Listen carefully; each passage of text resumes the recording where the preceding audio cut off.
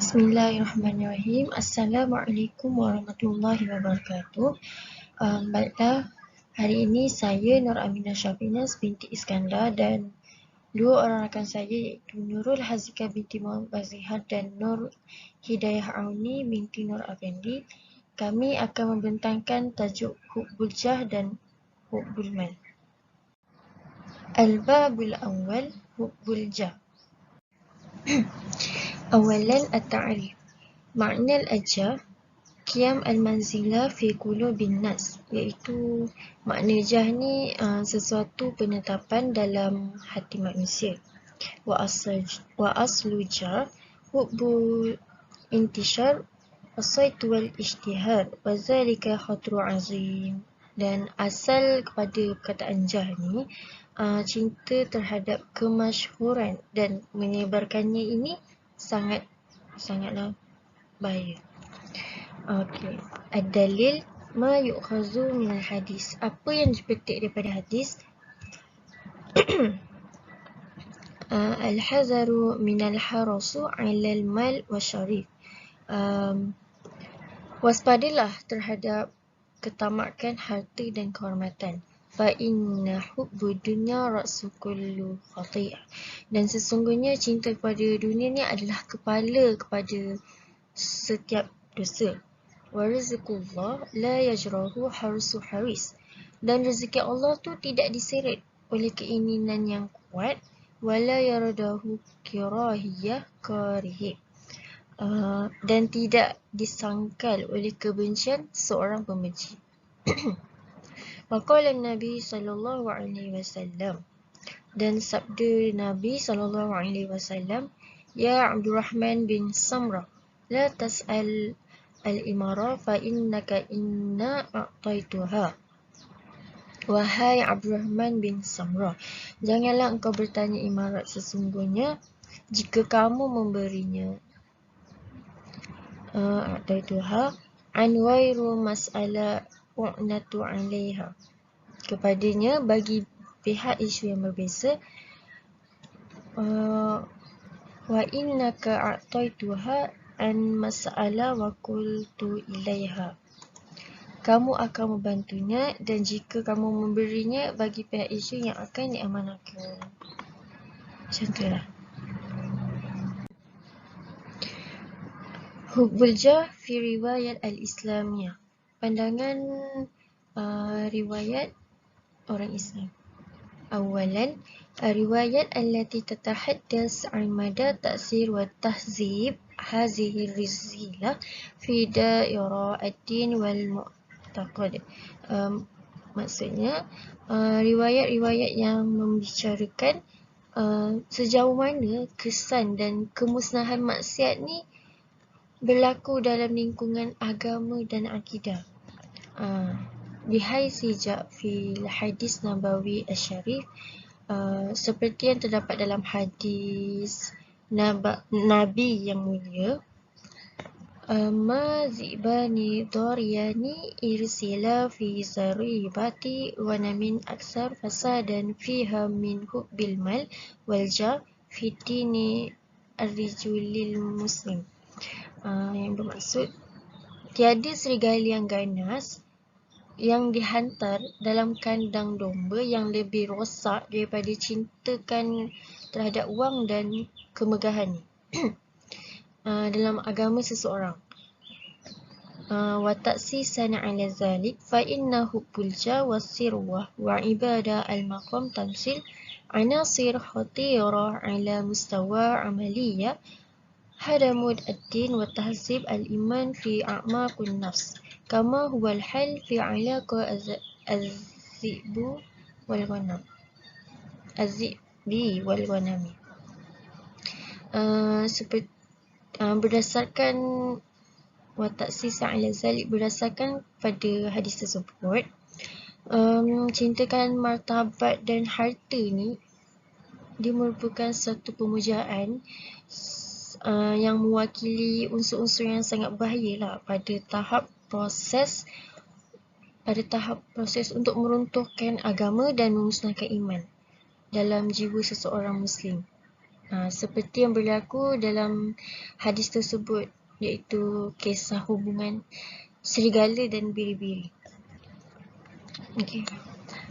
ثانيا ونقرأ في حديث آخر عن الرسول أكرم صلى الله عليه وآله أيضا أنه قال dan kita membaca dalam hadis yang lain dari Rasulullah SAW dan keluarganya bahawa baginda juga bersabda, Hubbul jah wal mal yunbitani an-nifaq fil qalbi kama yunbitu al-ma'ul baqal, iaitu yang bermaksud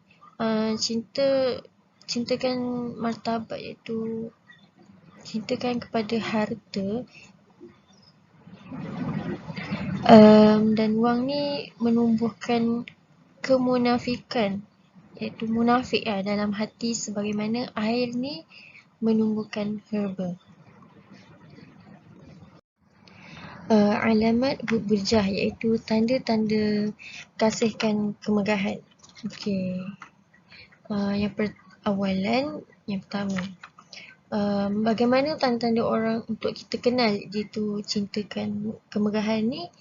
Yang pertama, dibolehkan untuk mengenalilah, kita mengenali seseorang individu tu yang mencintakan kemegahan ni melalui pergerakan ataupun perkataan serta tingkah laku mereka lah untuk setiap perkara yang mereka lakukan demi kebaikan diri mereka sendiri, untuk menunjukkan dan mengumumkannya kepada orang ramai supaya mereka ni dapat status yang baik dan kemegahan mereka tu dapat ditunjukkan dekat halayak masyarakat lah.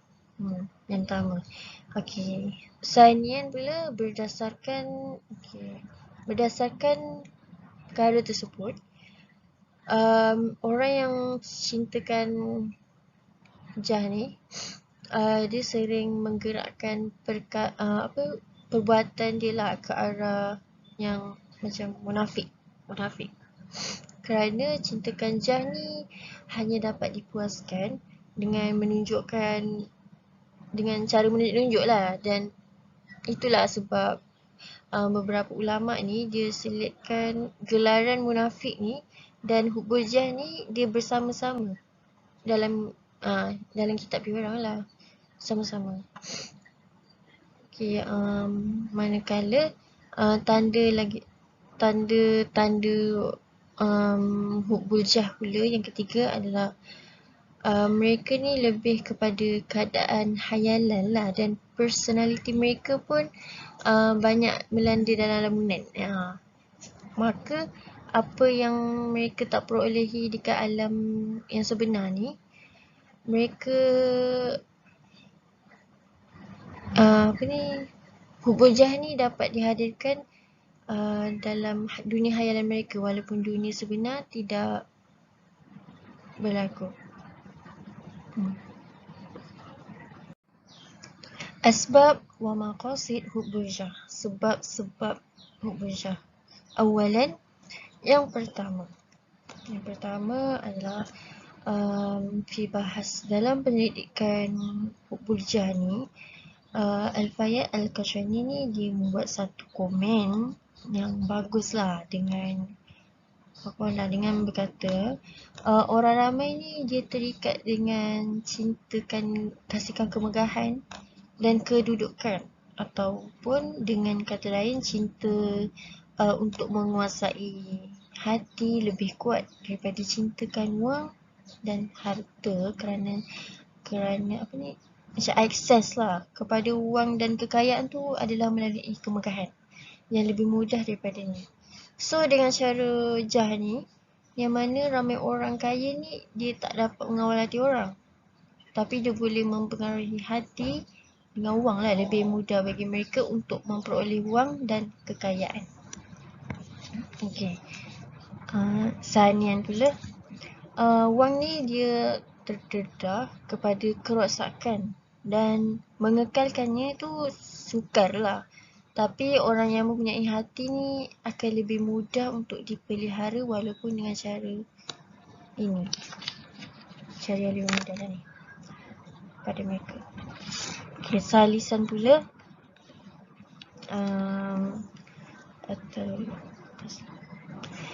penguasaan dia terhadap hati semakin meningkat dari hari ke hari tanpa melalui banyak masalah, dan pujian dan pujian orang yang sama pun sudah cukup lah untuk dia sebarkan. Tetapi mengumpul dan menambah wang tu memerlukan masalah yang besar. Al-ana'u kabir. Ilaj hubul jah, iaitu cara nak mengubati hubul jah ni. Okay, awalan an yata'arifu ila sayyiati wa yang pertama, dia mengetahui keburukan dan akibat maksiat dekat dunia dan akhirat. Kerana maksiat ni dia menjauhkan manusia, diri kita ni, daripada Allah. Jadi begitulah dengan manusia, dan ia akan mengheret seseorang tu kepada sifat munafik, kesombongan dan kerosakan diri. Itulah. Yang kedua pula, contoh nak hindar perkara ni dengan membaca kisah-kisah masa lampau seperti kisah Firaun yang selalu buat yang tidak elok, Firaun, Qarun, orang Samaria dan beberapa raja lah. Bagaimana akibat dari urusan mereka kat dunia tu dan cara bagaimana nasib mereka dekat akhirat. Mungkin dengan kisah-kisah ni dapat menjadikan contoh kepada seseorang yang hubul jah ni lah, daripada untuk mencegah maksiat. Okey, seterusnya adalah cara untuk mengubati yang seterusnya adalah sebilangan sarjana moral ni, moral terhebat ni, dia orang ni percaya cara yang terbaik untuk mengurangkan hubul jah ni adalah dengan cara pengasingan daripada manusia. Dengan syarat pengasingannya, sebaliknya bukanlah cara untuk mendapatkan balik jah tu ataupun kemegahan di kalangan orang yang tidak secara langsung.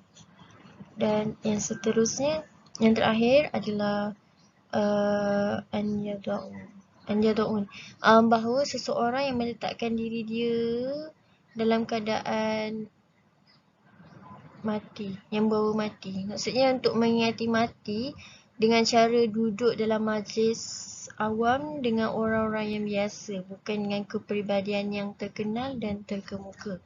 Dan contohnya dengan memakai pakaian biasa, makan makanan biasa. Jadi perkara yang sama berlaku dengan perkara lain lah. Contoh macam untuk kereta, rumah, keperluan peribadi dan keluarga lah. Jadi dengan mengingati mati ni dapat mengubati seseorang yang hubul jah ni untuk dia dilupakan hubul jah tu dalam diri dia dan sentiasa mengingati Allah dan akhirat, insya-Allah. Baiklah, itu sahaja daripada saya. Slide seterusnya adalah rakan saya. Terima kasih. Okey, saya Nur Hidayah Auni binti Nur Afindi, nombor matrik I20305020, akan menyambung pembentangan seterusnya, iaitu bab yang kedua, iaitu hubul mal. Okey, hubul mal ni adalah kecintaannya kepada harta. Okey, untuk ta'rif hubul mal, hubul ni huwa maradun nafsi yasibu syababu asriya'u biwajhil khas, iaitu cinta kepada wang adalah satu penyakit yang memberi kesan terutamanya kepada golongan muda yang ingin kaya. Jadi hubul mal ni tabiat bisyari'atu tabi'ah ka'adatu litahqiqi sa'adah fid dunya wal akhirah. Jadi suka harta ni juga adalah fitrah sebelum jadi manusia, sebagai alat untuk mencapai kebahagiaan di dunia dan akhirat. إلا أن تحقيق هذه السعادة هو الإكثار من تبرع بالصدقة والعمل والدعوة والتربية وليس إنفاق على المال على نفسه وعلى أسرة وحده. Akan tetapi, untuk mencapaikan kebahagiaan itu adalah dengan banyaknya memberi sumbangan, sedekah dan kerja-kerja dakwah, tarbiyah. Dan juga dia tidak membelanjakan harta itu untuk diri sendiri dan keluarga. Akan tetapi ma anfaqat fi sabilillah subhanahu wa ta'ala wa ka'annana nata'ammalu ma'allahi wa haqqan lan yakunu hunaka husarat liman yata'ammalu ma'allah. Akan tetapi dia belanjakan wang ni kepada jalan Allah, kepada kerja-kerja dakwah. Harta itu dibelanjakan di jalan Allah seolah, sebab kita faham seolah ia berniaga dengan Allah. Sebab kita tahu satu perniagaan yang tidak akan rugi adalah satu perniagaan yang kita uruskan di antara kita dengan Allah. Sebab kita faham semakin banyak yang kita beri di jalan Allah, maka semakin banyak yang kita akan dapat. Sebab kita sendiri tahu yang harta itu, rezeki itu datang daripada Allah itu sendiri. Dan saya juga percaya semakin banyak harta yang kita belanjakan di jalan Allah, maka harta itu kelak akan membantu kita di akhirat kelak dan akan menjadi harta kita di akhirat nanti. Jadi banyaknya harta yang kita bagi di jalan Allah, maka banyaklah harta yang kita dapat di akhirat kelak.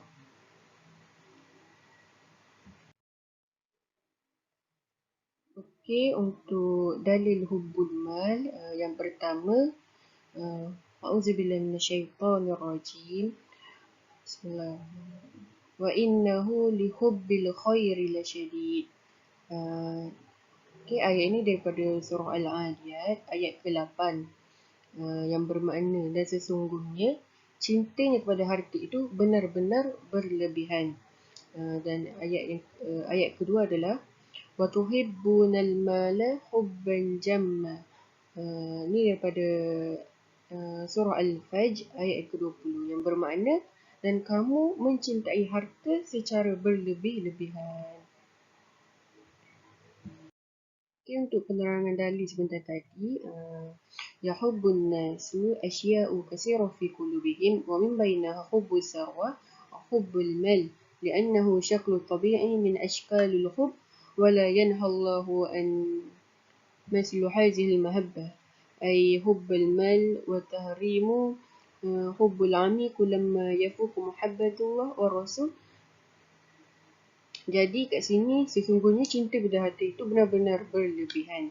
Kecintaan yang berlebihan pada harta itu menjadikan seorang itu cenderung dalam mengumpulkan harta dengan apa cara sekalipun, tidak kira ia halal ataupun haram. Cinta ni juga menjadikan seorang tu untuk menggunakannya kepada perkara yang tidak betul.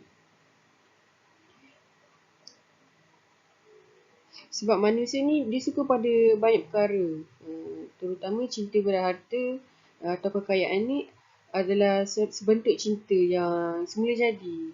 Dan Allah juga tak melarang jenis cinta ini. Akan tetapi cinta yang dilarang adalah cinta yang berlebihan ataupun cinta yang mendalam terhadap sesuatu perkara itu sehinggalah ia melebihi cinta terhadap Allah dan Nabi. Jadi daripada surah Taubat ayat 24 yang bermaksud, katakanlah wahai Nabi, jika bapa-bapa, anak-anak, saudara-saudara, isteri-isteri, kaum keluargamu, harta kekayaan yang kamu usahakan, perniagaan yang kamu khawatiri kerugiannya dan tempat tinggal yang kamu sukai adalah lebih kamu cintai dari Allah dan Rasulnya dan dari berjihad di jalan Allah, maka tunggulah sampai Allah mendatangkan keputusannya. Jadi kat sini Allah itu dia bagi amaran kepada hambanya bahawa wang adalah fitnah yang membuatkan seseorang itu lalai dari mengingatinya. Juga disebabkan harta manusia mudah melakukan maksiat dan kejahatan kepada Tuhan. Oleh itu Allah tu dia membataskan rezeki yang luas kepada sebahagian manusia. Akan tetapi adanya manusia tu diuji dengan harta yang melimpah ruah dan juga kemewahan. Jadi Allah juga ada jelaskan tentang situasi orang yang suka hidup bermewahan akan jadinya akan menjadi penentang pada utusan Allah. Sebagaimana kisah Qarun, Allah berfirman, dan setiap kali kami mengutus seorang pemberi peringatan kepada sesuatu negeri, orang-orang yang hidup mewah di negeri itu akan berkata, kami benar-benar mengingkari apa yang kamu sampaikan sebagai utusan. Ini daripada ayat surah As-Saba, surah Sabat ayat 34. Okey, untuk aqwal ulama anil mal, iaitu kata-kata ulama mengenai harta ataupun cinta kepada harta ni. Ibn Rajab ni dijelaskan bahawa mereka yang bersemangat tentang wang ataupun cinta kepada harta ni terbagi kepada dua golongan. Yang pertama, orang yang sangat cintakan wang dan bersungguh dalam mencarinya dengan cara yang dibenarkan, akan tetapi ia berlebih-lebihan dalam memperolehnya. Namun kerana kegairahannya untuk memperoleh kekayaan, usahanya akan jadi sia-sia walaupun dia telah berusaha untuk mendapatkan kenikmatan dunia akhirat yang kekal abadi. Okey. Yang kedua adalah orang yang berkeinginan terhadap harta hingga mengusahakannya dengan cara yang diharamkan Allah, dan ia juga menghalangnya untuk menunaikan kewajipan hartanya seperti berzakat. Jadi perutnya ni akan penuh dengan harta haram kerana jalan yang digunakan itu jalan yang salah. Ia menjadikan seorang itu akan timbulnya sifat tercela, iaitu bakhil, malah bersedekah, petikan diri. Kerana harta yang dimilikinya dia faham sebagai harta hasil yang diusahakannya sendiri. Jadi ia akan menjadikan manusia itu sangat-sangat takut kehilangan harta. Ia akan membuatkan seorang itu menjadi bakhil, walhal bakhil itu adalah sifat tercela. Seperti mana Allah telah berfirman, dan sesiapa yang dipelihara daripada sifat bakhil, mereka itu adalah orang yang beruntung. Ini daripada ayat surah Al-Hajj ayat yang ke-9. Okey, untuk hukum hubbul mal antaranya, yang pertama, hubbul mal la haraj fihi iza iktasab insanu al-malu min halalu faqamu bihaqqillahi ta'ala fihi min zakatu wa nahwaha wal infaqu fi wujuhul khair. Jadi, pertama, tidak ada salahnya cinta kepada wang jika seseorang itu memperolehi wang tu dari jalan yang halal dan menunaikan hak Allah Ta'ala di dalamnya seperti zakat dan seumpamanya, dan membelanjakannya untuk tujuan kebajikan. Yang kedua adalah, akan tetapi cinta kepada wang adalah tercela jika ia menyebabkan pemilik itu memperoleh dari sumber yang haram dan jika ia melalaikan dari ketaatan kepada Allah Ta'ala. Dan juga seorang itu akan melupakan dan tidak menunaikan hak Allah Ta'ala di dalamnya. Jadi sesiapa yang mengambilnya dengan haknya dan meletakkan di sebelah kanannya, maka ia adalah satu pertolongan, dan barang siapa yang mengambilnya tanpa haknya, maka seumpama orang yang makan tetapi tidak kenyang. Okey, itu sahaja daripada saya. Sekian, terima kasih. Bismillahirrahmanirrahim. Nama saya Nurul Hazika binti Muhammad Bazihar, bernometri I2020493. InsyaAllah kita sambung yang seterusnya, iaitu takathiru wa natija hubbul mal. Yang pertama, mimma yatasabbabu fi ibadatil bashari wa itharatil gharabillahi subhanahu wa ta'ala ala sabili misal kama huwa musajjalun fil Quran qissatun qarun fi zamanin Nabi Musa alaihi salam wa li'annahu yamtaliku kathiran minal mali wa sultah fa innahu yakaffiru billahi subhanahu wa ta'ala fil waqi'i ya'tarifu bi anna al-mumtalikati allati yamtalikuha hiya malikuhul mutlaq. Okay, kesan yang pertama, bercakap harta menyebabkan manusia ditimpa kehancuran dan mendapat kemurkaan Allah SWT. Ala sabil misal, seperti contoh, sebagaimana contoh, kama huwa musajjalun fil Quran. Sebagaimana yang termaktub dalam Al-Quran, kisah Qarun pada zaman Nabi Musa AS. Wali'annahu yamtaliku kathiran minal mali wa sultah. Oleh kerana terlalu banyak harta dan berkuasa, Qarun dia menjadi kufur kepada Allah SWT. Malahan ia mengaku bahawa harta yang dia miliki itu adalah hartanya yang mutlak. Kama qala an Abi Hurairah radhiyallahu anhu sami'tu Rasulullah sallallahu alaihi wasallam yaqulu fi kulli ma yashikhuhum fi bani Adam syai'ani hubbud dunya wa tulul jani al-ghamani rawahul Bukhari. Sebagaimana dalam sebuah hadis dari Abu Hurairah radhiyallahu anhu katanya, aku mendengar Rasulullah sallallahu alaihi wasallam bersabda, dalam semua perkara pada anak Adam yang akan menjadikan mereka tua ada dua perkara. Hubbud dunya iaitu sukakan dunia, yakni tamatkan harta, watul jani anwamani dan panjang angan-angan. Riwayat Al-Imam Al-Bukhari. Kesan cintakan harta yang kedua adalah la takafi abadan ma'a ma yahsulu alaihi hadha yazidu min jasha'il insan. Qala Allah Subhanahu wa ta'ala fi suratul Adiyat wa innahu bil khairi lasyadid. Kesan yang kedua adalah tidak pernah merasa cukup dengan apa yang dia perolehi. Ia akan menjadikan seseorang itu semakin tamak. Allah Subhanahu Wa Taala telah berfirman dalam suratul Adiyat yang bermaksud, dan sesungguhnya cintakan kepada harta sangat berlebihan. Takthiru hubbul mal yang ketiga yuaddi ila bukhli wal ananiyah.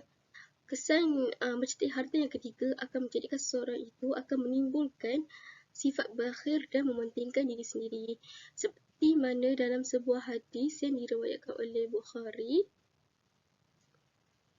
qala Anas ibn Malik anna Rasulullah sallallahu alaihi wasallam qala law anna li ibni Adam wadiyan min zahabin ahabba an yakuna lahu wadiyani walam yamla fa'u illa turab wa yatubu wa ala man taba. Daripada Anas bin Malik radhiyallahu anhu katanya Rasulullah sallallahu alaihi wasallam bersabda, seandainya anak Adam sudah mempunyai 2 lembah emas, maka dia akan mahu untuk berusaha memiliki lembah yang ketiga. Padahal mulanya itu tidak akan dapat menampung apa pun selain debu. Allah akan menerima taubat bagi orang yang mahu bertaubat. Kesan yang keempat yang terakhir iaitu yanalu azabun alimun idza ahabbal mal kathiran hatta la yadfa'a zakah.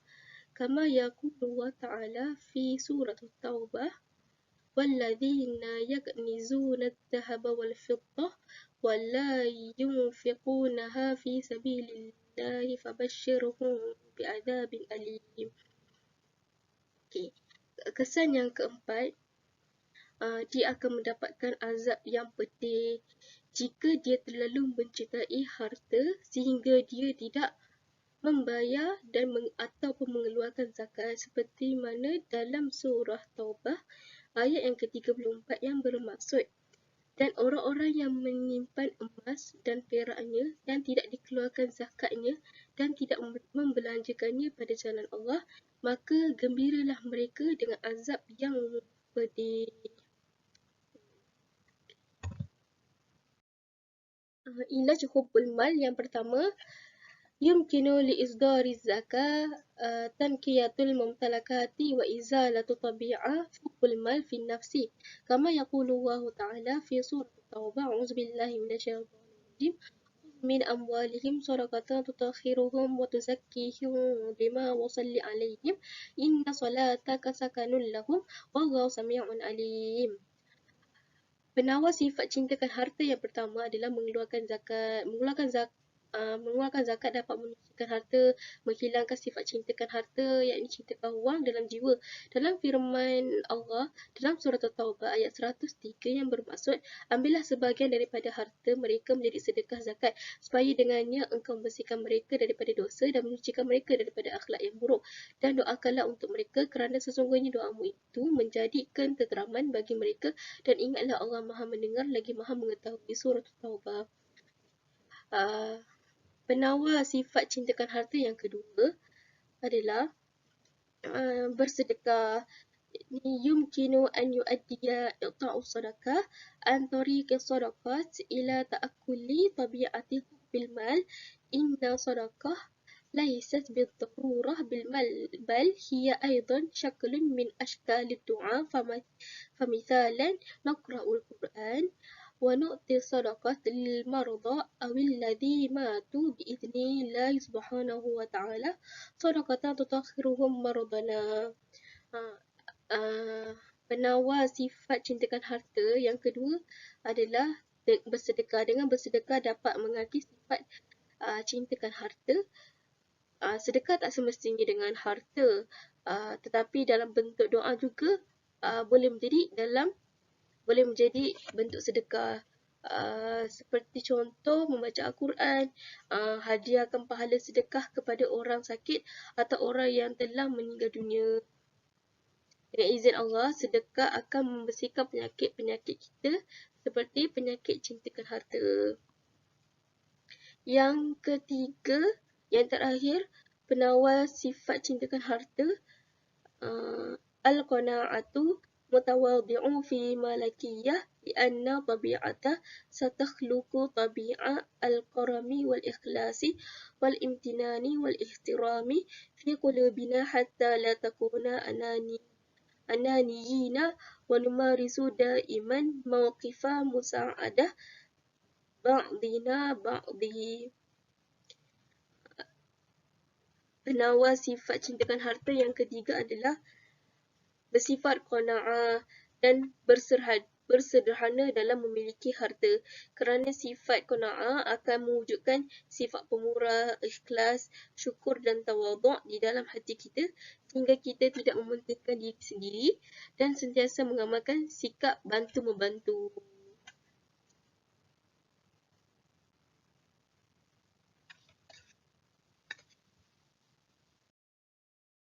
Seterusnya, ahmiyatul mal wal fadilatu fil Islam. Kepentingan dan fadilat wang ataupun harta dalam Islam. Sukakan harta yakni hubbul mal merupakan fitrah semula jadi manusia sebagai alat bagi mencapai kebahagiaan di dunia dan akhirat. Namun untuk mencapai kebahagiaan itu adalah dengan banyakkan sedekah, memberi sumbangan, buat kerja-kerja dakwah dan tarbiyah, dan bukan membelanjakan wang untuk diri sendiri dan keluarga semata-mata. Dan cintakan wang itu dibolehkan jika ia membawa kepada kebaikan. Jika ia membawa kita semakin dekatkan diri kita dengan Allah. Sebagai contoh, kita bersedekah, membantu orang yang susah, membantukan orang yang memerlukan.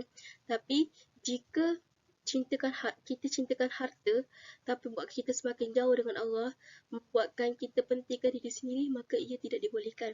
Seperti konsep cintakan harta yang dibawa oleh Hamka, harta akan membawa pemiliknya semakin dekat dengan Allah.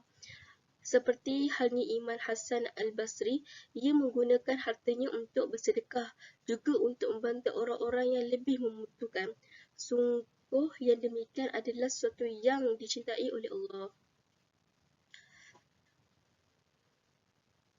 Jadinya harta dan wang ini sangat penting dalam Islam kerana tanpa wang, bagaimana kita ingin membayar zakat? Kerana dalam rukun Islam yang ketiga, umat Islam wajib membayar zakat, wajib menunaikan zakat. Maka wang sangat penting dalam Islam. Selain itu, wang juga diperlukan untuk menunaikan haji. Jika tak ada duit, tak ada harta, maka tidak boleh pergi haji. Dan membina masjid juga memerlukan wang. Dan banyak perkara yang ke arah kebaikan yang membangunkan umat Islam banyak menggunakan wang ringgit. Maka harta sangat penting dalam Islam. Dan bila seseorang itu mempunyai harta, maka ia menjadikan diri tidak meminta-minta kepada orang lain.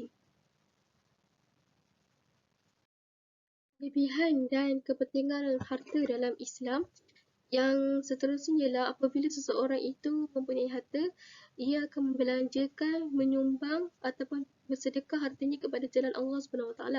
Selain itu, apabila seseorang itu mempunyai harta, ia akan membantu orang yang dalam kesusahan, orang yang lebih memerlukan.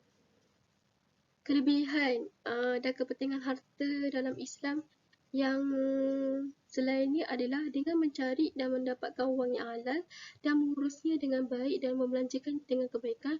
Orang kaya agama mengatasi orang miskin agama, dan orang miskin agama lebih baik daripada orang kaya bukan agama. Maka orang kaya agama lebih baik daripada orang miskin agama. Sebaik-baik orang mukmin yang paling sempurna ialah seperti dalam firman Allah Subhanahu Wa Taala dalam surah Al-Baqarah ayat 201. A'udzubillahi minasyaitonirrajim. ومنهم من يقول ربنا آتنا في الدنيا حسنة وفي الآخرة حسنة وقنا عذاب النار. Yang bermaksud, dan di antara mereka ada yang berdoa, ya Tuhan kami, berilah kami kebaikan di dunia dan kebaikan di akhirat, dan lindungilah kami dari azab neraka. Kelebihan dan kepentingan wang dalam Islam yang terakhir ialah di antara kelebihan orang yang mempunyai harta adalah pahala mereka akan berterusan walaupun selepas kematian mereka. Maka ahli waris mereka mendapat manfaat daripada apa yang telah ditinggalkan ataupun daripada apa yang telah diwasiatkan kepada mereka. Seperti dalam suratul Yasin ayat 12, Allah telah berfirman, A'udzubillahi minasyaitonirrajim. Inna nahnu nuhyil mauta wa naktubu ma qaddamu wa atharahum wa kulla syai'in ahsaynahu fi imamin mubin. Yang bermaksud, sesungguhnya kamilah yang menghidupkan orang-orang yang mati, dan kamilah yang mencatat apa yang telah mereka kerjakan dan bekas-bekas yang mereka tinggalkan, dan segala sesuatu kami kumpulkan dalam kitab yang jelas. Adalah kelebihan dan kepentingan harta dalam Islam. Itu sahaja daripada kumpulan kami. Terima kasih. Assalamualaikum.